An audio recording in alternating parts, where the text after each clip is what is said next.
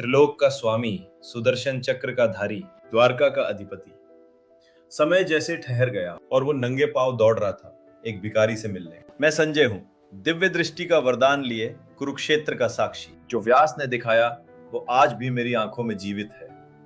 कलयुग में लौटा हूँ ताकि कृष्ण की वाणी फिर एक बार गूंजे। आज एक कथा प्रेम की, भक्ति की और एक मुट्ठी कच्चे चावल की। कहते हैं एक गुरुकुल में दो बालक साथ पढ़े, एक यदुवंशी राजकुमार कृष्ण, दूसरा एक निर्धन ब्राह्मण सुदामा। समय बीता, कृष्ण द्वारका के सम्राट बने और सुदामा एक टूटी कुटिया में रह गए। घर में अन्न नहीं था, बच्चे भूख से रोते थे। पत्नी ने एक दिन कहा, अपने मित्र के पास जाइए, कृष्ण आपको पहचान लेंगे। सुदामा ने एक छोटी सी पोटली बांधी, उसमें थे 4 मुट्ठी कच्चे चावल।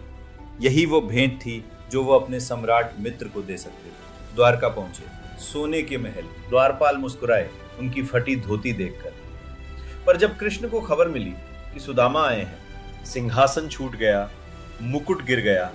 भगवान नंगे पांव दौड़े, मित्र को गले लगाया, उनके फटे पांव अपने आंसुओं से धोए। सुदामा बोलना चाहते थे, भूख की बात, बच्चों की बात, पत्नी की प्रार्थना की बात, पर कृष्ण को देखकर सब भूल गए, कुछ मांगा ही नहीं। गीता में स्वयं कृष्ण कहते हैं, पत्रम पुष्पम फलम तोयम यो मे भक्त्या प्रयच्छति।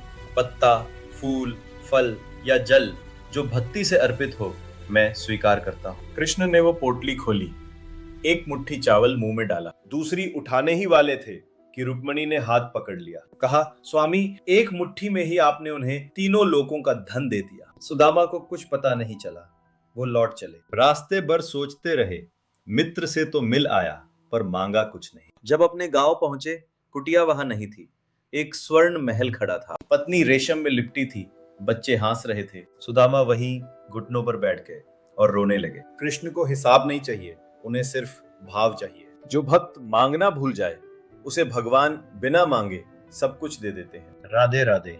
अगर ये कथा आपके हृदय तक पहुंची तो इस चैनल से जुड़ जाइए। हर सप्ताह एक नई कथा, सीधे महाभारत से, सीधे संजय की दृष्टि से। मिलते हैं अगली कथा में।